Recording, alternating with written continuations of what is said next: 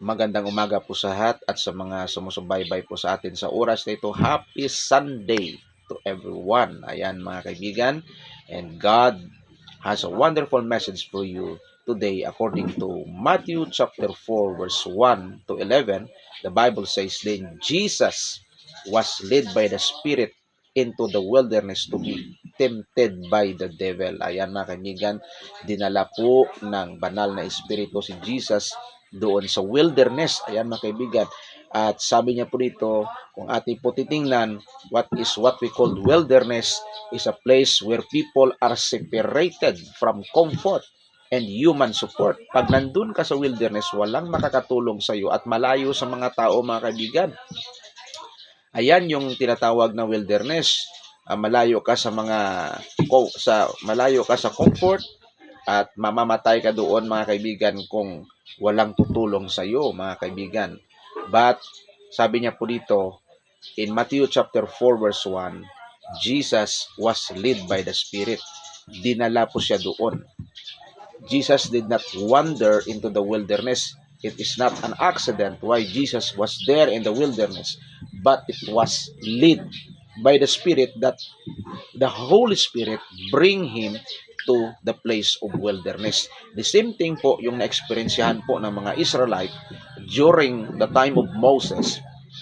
In Deuteronomy chapter 8 verse 2, God led Israel in the wilderness to test and humble them. Ayan. So, minsan yung wilderness is a place of testing.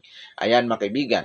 In Proverbs chapter 16 verse 9, the Lord direct our step. Ayan mga kaibigan. Dahil mayroon pong mensahe ang Lord minsan sa atin, sa ating buhay mga kaibigan. And sometimes, we experience what we call wilderness. Ayan. Sa ating buhay mga kaibigan.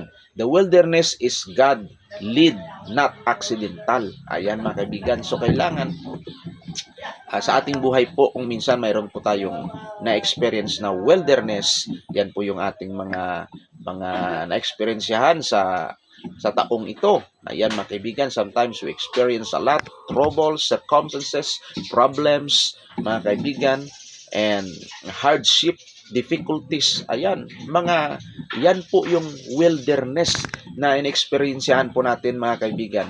And Israelite was led by God through the wilderness for 40 years to prepare them for the promised land. Ayan mga kaibigan, yung mga Israelite po, na-experiencehan po nila yan, yung natawag na wilderness, no?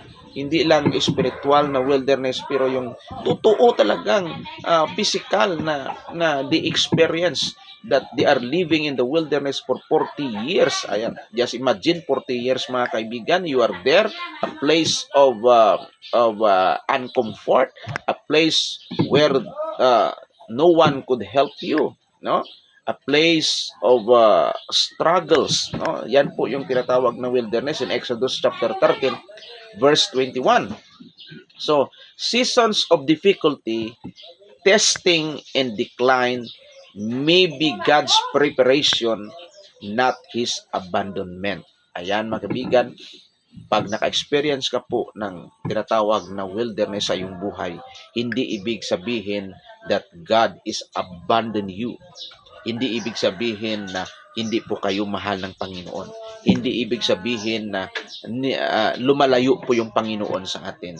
It is a place of God's preparation. Yan po dahil gusto ng Panginoon na sa lahat ng mga na-experiensyahan po natin, He wants you to prepare. For what? He wants you to prepare for His second coming. For His coming, mga kaibigan. Para po kayo ay kalugod-lugod, karapat-dapat sa pagdating ng ating Panginoon. So the wilderness is God lead, not an accident na nangyayari po sa iyong buhay. Dahil ano? Dahil mahal po tayo ng ating Panginoon Jesus. God bless you.